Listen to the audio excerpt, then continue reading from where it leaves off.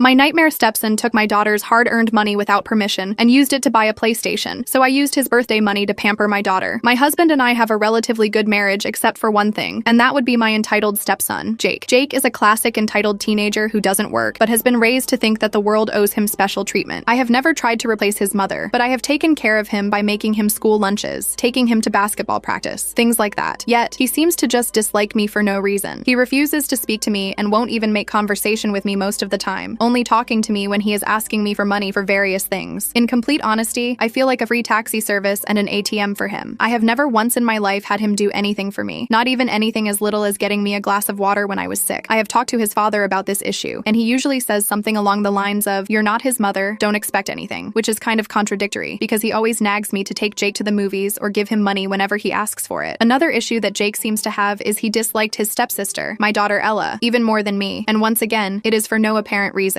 She is 17 and 2 years older than him, and she honestly acts like a great stepsister, from my point of view. If he needs help with homework, she'll assist him. If he asks her to make him dinner, she will. She's always wanted a little brother and almost sees him as one, but I know the fact he doesn't like her hurts her. He sees her as his personal tutor and chef, and nothing more. I remember she once asked him to try to teach her basketball, as she has been watching the NBA recently, and become interested in it, but he responded by telling her that girls are terrible at sports, and she should go back to the kitchen. I gave out to Jake for this, and his father stepped in, asking if what Jake said was actually wrong. It almost seemed like, over time, the house was getting divided, with Jake being a sort of dictator towards me and Ella, and my husband greatly enabling his actions. I remember the thing that made me realize that I needed to stop allowing Jake to walk all over me, and it was when, during Ella's birthday, Jake did not buy her a single gift, and didn't even come downstairs to cut the cake or partake in any sort of celebration, even though, just a few weeks ago, Ella had gifted him $400 for his 15th birthday. I reflected a lot that night, and realized it was my responsibility to set boundaries with Jake. Well, Jake literally came to me the next day asking for a few $100s. I asked him what it was for, and he said he wanted to buy a gaming console, but didn't want to spend his own money on it and wanted to save. This was when I told him no. He looked at me strangely and asked what I meant by no. I told him I was sick of him being disrespectful to me and Ella, that he had his birthday money and he could go spend it on his gaming console. He went upstairs to complain to my husband, and they then teamed up on me, demanding I give my son the money. My husband couldn't do it because I make more than him. After a few minutes, Ella heard them and came down, and it devolved into me and Ella against Jake and my husband. After a full hour, I finally put my foot down after drastically raising my voice in a manner that even scared Ella. They finally relented, and I thought that was that. A few weeks later, however, I noticed a new gaming console in Jake's room, so I asked him where he got it from. He said it was his birthday money, but that was a lie, as the envelope with the money was right there on his desk, still stuffed with cash. I told him I knew he was lying and asked again, and this time, he said that Ella bought it for him. Ella was at work when he said that, so I waited for her to get home to double check. I had a strong suspicion that he was lying, but I never expected him to stoop so low, to be honest. When I asked Ella, she seemed super confused and told me no. We then went into her room and went through her wallet, where we noticed $500 in cash missing. We instantly confronted Jake about it, and after being pressed enough, he admitted to taking it because Ella has a job anyway. She can make it back in 2 weeks. Ella snapped at him, which is something she has never done before, and called him an entitled, spoiled, ungrateful brat. I spent a while calming Ella down as she was so mad, and when my husband got home, we all had another argument about it, which got us nowhere. Ella went to bed crying, and the next morning, I told her not to go into school because I had a plan. Jake went to school and my husband left for work, and so I showed Ella my plan. I suggested using the birthday money she gave him for a day out for us two, and I saw a sly smile appear on her face. That was the day we went out and got massages, went to a fancy restaurant, did some shopping, and got ice cream to end the day. We're currently on our way home, and my husband has called me non-stop asking me where Jake's money is. Getting back to the house will sure be interesting. I gripped the steering wheel tighter as my phone buzzed again on the dashboard mount. Peter's face flashed on the screen for what had to be the 20th time. Ella glanced at it and rolled her eyes. "You should probably answer before he calls the police," she said, though her tone suggested she was enjoying this way more than she should. I pulled into our neighborhood and finally hit the speaker button. Peter's voice exploded through the car before I could even say hello. "Where the hell is Jake's birthday money? I went to get it from his desk to put it in the bank and the envelope is empty. Did you take it?" I kept my voice steady. "Yes, I took it." The silence on the other end lasted maybe 3 seconds before he erupted. "You what? That's not your money. That's Jake's money. You had no right." "Actually, Peter, Ella gave Jake that money, and since Jake took $500 from her without permission, I'd say we're still $100 short. That's not how this works. You can't just take his money, but he can take hers." I pulled into our driveway and put the car in park. "Interesting double standard. We're not done talking about this," he growled before hanging up. Ella and I sat in the car for a moment, gathering ourselves. Through the living room window, I could see Peter pacing back and forth, his phone still in his hand. "Ready for this?" I asked. She nodded, though I noticed her hands were shaking slightly. "I've got your back, Mom." We grabbed our shopping bags and headed inside. Peter was waiting in the entryway, his face red with anger. His eyes immediately went to the bags in our hands. You went shopping? With Jake's money? His voice was dangerously low. I set my bags down calmly. We had a nice day. Massages, lunch, some retail therapy. You know, the kind of day Ella deserved for her birthday but didn't get because she spent her money on an ungrateful stepbrother. This is a wrongful taking. No, Peter. Taking things improperly is what Jake did when he snuck into Ella's room and took money from her wallet. This is consequences. He turned to Ella, his expression shifting to something almost pleading. Ella, you can't be okay with this. That was Jake's money. Ella straightened her shoulders. Dad, Jake took from me without permission. He admitted it. He said I could just make it back at work like it was nothing. Like my time and effort mean nothing. He's just a kid. So am I. Ella's voice cracked. I'm 17, not 30, but I work hard for my money, and I still gave him $400 because I wanted him to have a good birthday. And what did I get? He couldn't even come downstairs for my birthday cake. Peter ran his hands through his hair, clearly frustrated. This isn't the way to handle it. You should have come to me. I laughed, but there was no humor in it. Come to you? Like when I came to you about Jake telling Ella to get back in the kitchen? You asked if he was wrong. Like when I come to you about him treating me like an ATM. You tell me I'm not his mother and shouldn't expect anything. That's different. How? How is it different? Before he could answer, we heard the front door slam. Jake was home from school. He walked into the tension-filled room, took one look at all of us, and started to head upstairs. Jake, wait, Peter called out. We need to talk. Jake stopped on the third step and turned around, his backpack still on. His eyes landed on the shopping bags. What's all that? Your birthday money bought it, I said simply. His face went through several expressions in rapid succession. Confusion, realization, then fury. You took my money without permission? Interesting choice of words, I said, considering you took Ella's money without permission first. That's different. She has a job. And you have birthday money. Had, I should say. Jake looked at his father desperately. Dad, she took from me without permission. Call the police. Peter hesitated, and in that moment, I saw something shift in Jake's expression. For the first time, his father wasn't immediately taking his side. Jake, Peter said slowly, you did take money from Ella's wallet. So, she can make it back. That's not the point, son. Jake's face turned red. You're taking their side? They're thieves. You took things without permission first, Ella said quietly. $500, Jake. That's over 2 weeks of work for me. I don't care about your stupid job, and I don't care about your stupid gaming console, but here we are, Ella shot back. Jake stomped up the stairs and we heard his bedroom door slam. Peter sank onto the couch, looking older than I'd ever seen him. This family is falling apart, he muttered. I sat down across from him. No, Peter. This family has been broken for a while. We're just finally acknowledging it. What do you want me to do? He's my son. And Ella is your stepdaughter. And I'm your wife. When do we matter as much as Jake does? He didn't answer, which was answer enough. Ella picked up her shopping bags. I'm going to my room. Thanks for today, Mom. It was nice to feel valued for once. After she left, Peter and I sat in silence. The weight of everything hung between us like a physical presence. Finally, he spoke. The gaming console needs to be returned. Jake needs to give Ella her money back. I nodded. That's a start. And then what? How do we fix this? I don't know if we can fix it, Peter, but we can start by you acknowledging that you've been enabling Jake's behavior, that you've been treating Ella and me as less important than him. That's not true, isn't it? When was the last time you stood up for Ella? When was the last time you told Jake he needed to respect me? Again, silence. I'm going to talk to him, Peter said finally, standing up. And say what? That he needs to return the console he bought with money taken without permission? That's the bare minimum, Peter. What about consequences? What about the fact that he's been treating Ella like a servant and me like a walking wallet? What do you want me to do, Julia? Ground him forever? I want you to parent him. I want you to teach him that women aren't here to serve him. I want you to show him that actions have consequences. My voice had risen, and I forced myself to take a breath. Getting emotional wouldn't help anything. Peter headed upstairs, and I heard him knock on Jake's door. Muffled voices carried down, but I couldn't make out the words. I started putting away the few groceries we'd picked up, trying to keep my hands busy. My phone buzzed. A text from Ella. Thank you for today. I love you. I smiled despite everything. At least I'd done something right. About 20 minutes later, Peter came back downstairs looking defeated. He won't open the door, says he's never speaking to any of us again. Of course he won't. He's 15 and just faced his first real consequence. This isn't a joke, Julia. I'm not joking. I'm tired, Peter. I'm tired of being treated like I don't matter in my own home. I'm tired of watching Ella get hurt over and over. I'm tired of you making excuses for Jake's behavior. What if he really doesn't speak to us again? What if this damages our relationship permanently? What relationship? The one where he only acknowledges my existence when he wants money? The one where he treats Ella like hired help? That relationship? Peter flinched. He doesn't have anyone else. His mother barely sees him. And whose fault is that? Not mine, not Ella's, but we're the ones paying the price for it. So what now? I thought for a moment. Now, Jake returns the gaming console and gives Ella back her money. All of it. He apologizes. A real apology, not some mumbled sorry. And we start family therapy. Therapy? Yes, therapy, because clearly we can't fix this on our own. Peter looked like he wanted to argue but thought better of it. I'll talk to him again in the morning, when he's had time to cool down. Number, you'll talk to him now. This has gone on long enough. Julia. Peter, I'm done. Either you handle this now, or I'm taking Ella and we're staying at my sister's for a few days. I won't have her feeling unsafe or disrespected in her own home anymore. That got his attention. You'd leave? To protect my daughter? In a heartbeat. He stared at me for a long moment, maybe finally realizing how serious this had become. Then he headed back upstairs. This time, I followed. We stood outside Jake's door, listening listening to the aggressive sounds of his video game bleeding through. Peter knocked again, harder this time. Jake, open up. We need to talk. Go away! Jake's voice was muffled, but the anger came through clearly. Open this door right now, or I'm taking the gaming console. There was a pause, then the sound of footsteps. The door cracked open just enough for Jake to glare at us. His eyes were red-rimmed, whether from crying or rage, I couldn't tell. What? He spat. We need to discuss what happened with Ella's money, Peter said, his voice firmer than I'd heard it in years. I already told you. She makes money at her stupid job. It's not a big deal. I stepped forward. $500 isn't a big deal. That's 33 hours of work for her. 33 hours of dealing with difficult customers, standing on her feet, missing time with friends. Jake rolled his eyes. Whatever. She chose to work. And you chose to take things without permission. I shot back. Peter held up a hand. Jake, you need to return the gaming console. Tomorrow we're taking it back to the store. Jake's face went from red to purple. No, it's mine. I bought it. With money taken without permission, Peter said quietly. You can't make me. Actually, I can. And I will. Jake slammed the door in our faces. We heard things being thrown around inside, and I grabbed Peter's arm when he reached for the doorknob. Let him have his tantrum, I said. He needs to process this. We went back downstairs, and I could see the weight of the situation settling on Peter's shoulders. He slumped into his chair, rubbing his temples. I've really screwed this up, haven't I? He said quietly. I sat down across from him. We both have, in different ways. I should have put my foot down sooner. You should have seen what was happening.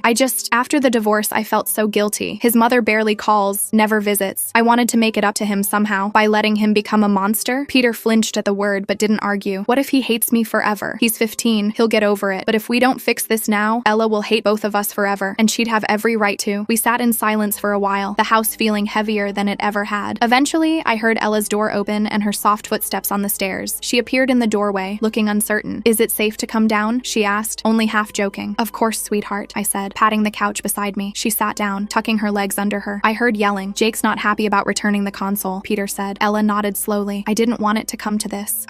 I worked so hard for my money, and I gave him so much for his birthday because I wanted him to be happy. I wanted him to like me. My heart broke a little. Oh, honey, you can't buy someone's affection. I know. I just thought maybe if I was nice enough, generous enough, helpful enough. She trailed off, wiping at her eyes. Peter moved to sit on her other side. Ella, I owe you an apology. I've let Jake treat you badly, and I've made excuses for it. That stops now. She looked at him skeptically. Really? Really? Tomorrow, he returns the console and pays you back every penny. And we're all going to family counseling. Even Jake? Especially Jake. The next morning came too quickly. I woke to the sound of drawers slamming upstairs. Jake was awake and apparently still furious. I made coffee and started breakfast, trying to maintain some normalcy. Peter came down first, looking like he hadn't slept. I checked his room. The console is there. Good. What time does the store open? 10. Ella appeared next, dressed for work, but looking tired. I don't have to be at work until noon. Can I come with you to return it? I hesitated. I don't think that's a good idea, honey. Jake's going to be difficult enough without. I want to be there, she said firmly. I need to see this through. Peter and I exchanged glances. He nodded. Okay, but if things get too heated, you leave. Deal? Deal. Jake finally came downstairs at 9:30, after Peter threatened to donate all his electronics to charity. He looked like a storm cloud, dark and ready to burst. He grabbed a piece of toast and tried to head back upstairs. Sit, Peter commanded. Jake froze, clearly surprised by the authority in his father's voice. He sat at the far end of the table, as far from the rest of us as possible. We're leaving in 20 minutes, Peter said. Go get the console and all the accessories. Put them back in the box. This is taking things without permission, Jake muttered. No, I said calmly. This is returning goods taken without permission. I hate you, he said, looking directly at me. That's fine. You still need to get the console. He stormed upstairs, and we heard more banging around. Ella reached over and squeezed my hand. Thank you, she whispered. The drive to the store was silent, except for Jake's heavy breathing from the back seat. He'd wedged himself against the door, as far from Ella as possible. The console box sat between them like a barrier. At the store, Jake refused to get out of the car at first. Peter had to physically escort him inside while Ella and I followed. The return desk clerk, a young woman who couldn't have been much older than Ella, looked uncomfortable as Peter explained the situation. I need to return this. It was purchased with money taken without permission. Jake's face burned red. Dad, it's the truth, Peter said simply. The clerk processed the return, and I watched Jake deflate as she handed over the cash. $500 exactly. Peter took the money and handed it directly to Ella. This is yours. Jake made a sound like a wounded animal. This is so unfair. No, Ella said quietly. What's unfair is taking things from someone who's only ever been kind to you without permission. You're not my real sister, Jake exploded. You're nothing to me. Just some girl my dad married into the family. The words hung in the air like poison. I saw Ella's face crumble, and something inside me snapped. That's enough, I said, my voice deadly calm. Ella, Peter, go wait in the car. Julia, Peter started. Now. They left, Ella wiping tears from her face. I turned to Jake, who suddenly looked less sure of himself. You listen to me very carefully, I said, keeping my voice low so the other customers wouldn't hear. That girl you just hurt, she's loved you like a brother from day one. She's helped you with homework, made you meals, given you money, tried to include you in her life, and you've treated her like garbage. I didn't ask for her to. No, you didn't ask. You demanded. You expected. You took. And when she had nothing left to give, you took from her without permission. Jake's eyes filled with tears. years, but I wasn't done. I've tried to be patient. I've tried to be understanding. I've made excuses for you because I know your mom isn't around much, but I'm done. You want to hate me? Fine, but you will respect Ella, or you'll find out what it's really like when I stop caring. You can't threaten me. I'm not threatening you. I'm telling you how things are going to be. You can be part of this family, or you can be a miserable, lonely kid who drives everyone away. Your choice. I left him standing there and walked to the car. The ride home was silent except for Ella's quiet sniffles. When we got back, Jake went straight to his room and slammed the door. Peter found me in the kitchen later, stress cleaning the already spotless counters. What did you say to him? He asked. The truth. He nodded slowly. I called that therapist my coworker recommended. She has an opening Thursday evening. Family session. All of us? All of us. The days leading up to Thursday were tense. Jake refused to speak to anyone, taking his meals in his room. Ella threw herself into work, picking up extra shifts. Peter and I moved around each other carefully, like we were both made of glass. Wednesday night, I heard a soft knock on our bedroom door. Peter was in the shower, so I answered it. Jake stood there, looking smaller than I'd ever seen him. What is it, Jake? Is Ella home? She's in her room. Why? He shifted uncomfortably. I wanted to apologize. I studied him carefully. Do you mean it? Or is this because your dad is making you? Dad doesn't know I'm here, he said quietly. I stepped aside. Her room's open. I watched him walk down the hall and knock softly on Ella's door. I couldn't hear their conversation, but about 15 minutes later, I heard Ella laugh. Actually laugh. When Jake came back out, his eyes were red, but he looked lighter somehow. Thursday evening arrived with all the weight of a storm system. The therapist's office was warm and inviting, but we all sat like we were in a principal's office. Dr. Martinez was a middle-aged woman with kind eyes and a no-nonsense demeanor. So, she began, after we'd all introduced ourselves, tell me why you're here. Everyone looked at everyone else. Finally, I spoke. Our family is broken, and we need help fixing it. That's honest, Doctor, Martinez said. Who wants to elaborate? To my surprise, Jake raised his hand slightly. I took money from my stepsister without permission, and I've been pretty awful to everyone. Dr. Martinez nodded encouragingly. What made you realize that? Jake glanced at me, then at Ella. Someone told me the truth, and I actually listened. The session was hard, brutal even. We talked about the divorce, about Jake's mom, about my role as stepmother, about Peter's guilt-driven enabling. Ella cried when she talked about how hard she'd tried to make Jake like her. Peter broke down when he admitted he'd failed both kids by picking sides. I see a family that wants to heal, Dr. Martinez said as our time ran out. But it's going to take work, real work. Are you all willing to do that? We all nodded. Good. I want to see you all next week. In the meantime, I have homework for you. She gave us each assignments. Jake had to do one kind thing for each family member each day, without being asked and without expecting anything in return. Ella had to practice setting boundaries and saying no. Peter had to spend individual time with each kid, actually listening to them. And I had to step back and let Peter parent Jake without intervening. The drive home was quiet but different, less tense, more thoughtful. That night, as I was making dinner, Jake appeared in the kitchen. Need help? He asked awkwardly. I nearly dropped the spatula.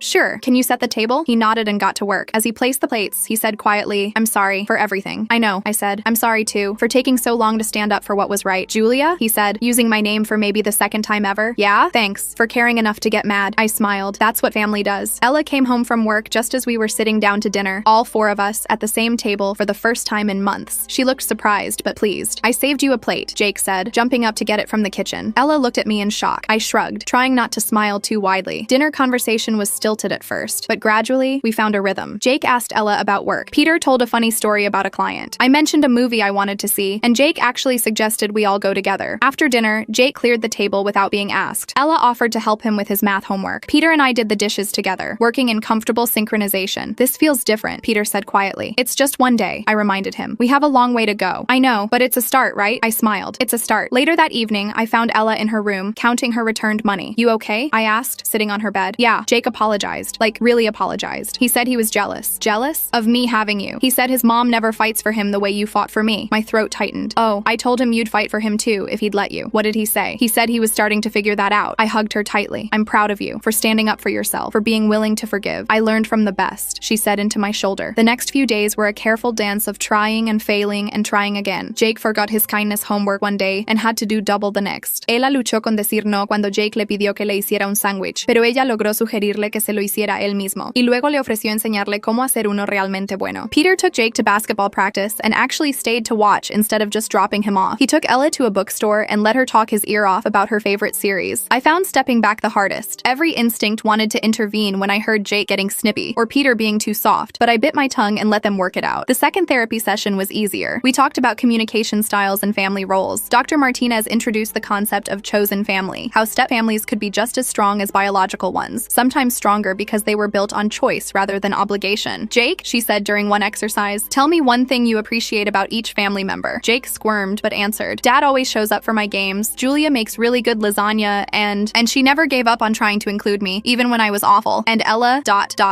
He paused, looking at his stepsister. Ella never told Dad about the worst stuff I said to her. She protected me even when I didn't deserve it. Ella wiped her eyes. You're my brother. That's what siblings do. I haven't been a very good brother, Jake admitted. So be better, Ella said simply. Starting now. 3 weeks into therapy, we had our first major test. Jake's mother called. Her yearly check-in, Peter called it bitterly. Jake was excited, telling her about school, basketball, everything except the family therapy and the recent drama. When she promised to visit soon, his whole face lit up. She never showed. Jake waited by the window all Saturday. By evening, he was in tears. Not angry tears, heartbroken ones, the kind that made him look like the lost little boy he really was under all that attitude. Peter held him while he sobbed. Ella made his favorite cookies, and I did what I'd always done. I showed up. I sat with them in the living room, not saying anything, just being present. Why doesn't she want me? Jake asked through his tears. I don't know, buddy, Peter said honestly, but it's not about you. It's about her and her own issues. We want you, Ella said quietly. All of us. Jake looked at me uncertainly. I nodded. Every difficult, stubborn, occasionally sweet inch of you. He almost smiled. I'm not sweet. You helped Mrs. Chen with her groceries yesterday, I pointed out. That was sweet. You saw that? I see more than you think. That night, Jake ate dinner with us without being asked. He even laughed at one of Peter's terrible dad jokes. It wasn't perfect. We weren't perfect, but we were trying. The next therapy session, Dr. Martinez smiled when she saw us. You all look different, lighter. We had a rough weekend, Peter explained about Jake's mother, but we got through it together, Jake added quietly. That's what families do, Dr. Martinez said. They show up for each other. We spent that session talking about reliability and trust, how it was built slowly and destroyed quickly, how Jake's mother's absence had taught him not to trust women, not to believe they'd stay, how that had poisoned his relationship with me and Ella from the start. But they stayed, Jake said suddenly. Even when I was horrible, they stayed. How does that feel? Dr. Martinez asked. Scary, he admitted, but also good. We were given new homework. This time we had to plan a family activity together, something everyone would enjoy. The catch? Jake and Ella had to plan it together. I watched them at the kitchen table that evening, heads bent over Ella's laptop, debating options. They settled on a basketball game. The local team Ella had started following was playing that weekend. But you have to teach me about the players, Ella negotiated, so I know who to cheer for. Deal, Jake agreed, but you have to wear the team colors. Deal. The game was loud and chaotic and perfect. Jake explained plays to Ella with patience I didn't know he possessed. Ella cheered enthusiastically, making Jake laugh with her creative trash talk. Peter bought everyone overpriced nachos and sodas. I took pictures, capturing moments I'd thought we'd never have. When the home team won, Jake high-fived Ella so hard she yelped. Then he caught himself and apologized, but she just laughed and hit him back just as hard. That's my brother, she told the confused woman next to us. He's teaching me about basketball. Jake's ears turned red, but he smiled. The ride home from the game was different than any car ride we'd had as a family. Jake and Ella were actually talking, debating whether the referee made the right call in the third quarter. Peter kept glancing in the rearview mirror with this expression I hadn't seen in years. Hope. When we got home, Jake headed straight for the kitchen and started making himself a sandwich. Then he paused and looked at Ella. Want one? She blinked in surprise. Sure, thanks. I watched from the doorway as he carefully made 2 sandwiches, even remembering that Ella didn't like mustard. It was such a small thing, but it felt monumental. The next few weeks continued with baby steps forward and occasional stumbles back. Jake started doing his homework at the kitchen table instead of hiding in his room. Ella aprendió a decir no cuando estaba demasiado cansada para ayudar. Peter and I presented a united front when making decisions. Dr. Martinez called it relearning how to be a family. Then came the day everything almost fell apart again. It was a Tuesday afternoon. I'd gotten home early from work and was sorting mail when I heard shouting from upstairs. Jake's voice, high and angry, followed by a crash. I took the stairs 2 at a time and found Jake in his room, his face red and twisted with rage. His laptop was on the floor. The screen cracked. Ella stood in the doorway looking shaken. What happened? I asked. Jake pointed at Ella with a shaking finger. She told Dad I was failing math. She promised she wouldn't tell. Ella's eyes filled with tears. I didn't mean to. He asked how tutoring was going and it just came out. You're such a snitch, Jake yelled. I trusted you. Peter appeared behind me, having heard the commotion from his home office. What's going on? Your son is failing math and has been lying about it, I said, piecing things together, and apparently convinced Ella to cover for him. Peter's face darkened. Jake, is this true? Jake's anger crumbled into something closer to panic. I was going to fix it. I just needed more time. How long have you been failing? Peter asked. Jake looked at the floor. Since the beginning of the semester. 3 months? Peter's voice rose. You've been lying for 3 months? I didn't want to disappoint you, Jake burst out. You already think I'm a screw-up because of the incident with the money. I don't think you're a screw-up, Peter said, his voice softening. But lying makes everything worse. You know that. Jake slumped onto his bed. My teacher says I need a C on the final or I'll have to repeat the class. When's the final? I asked. Next week. Ella stepped forward hesitantly. I can help. I mean, if you want. I aced that class last year. Jake looked up at her, his expression unreadable. Why would you help me? I just screamed at you. Because that's what family does, Ella said simply. Even when they're mad at each other. Something shifted in Jake's face. He nodded slowly. Okay, yeah, please. The next week was intense. Ella and Jake spent hours at the kitchen table, going over equations and practice problems. Peter and I took turns bringing them snacks and encouragement. Even when Jake got frustrated and snapped at Ella, she stayed patient. You're not stupid. stupid, I heard her tell him one evening. You just learn differently. Here, let me show you another way. The night before the final, Jake was a nervous wreck. He couldn't eat dinner, just pushed food around his plate. What if I fail anyway? He asked quietly. What if all this work was for nothing? Then we'll figure it out together, Peter said firmly. But you're not going to fail. You've worked too hard. Ella's been working hard too, Jake said, glancing at his stepsister. I haven't even thanked her. You just did, Ella smiled. The day of the test, I drove Jake to school early. He sat in the passenger seat, frantically reviewing his notes. Jake, I said gently, you've got this. He looked at me, really looked at me, for maybe the first time. Thanks, Julia, for everything. Always, I said, meaning it. That afternoon, we all waited anxiously for Jake to come home. When he walked through the door, his face was unreadable. Well, Peter asked. Jake held up his test paper. B-.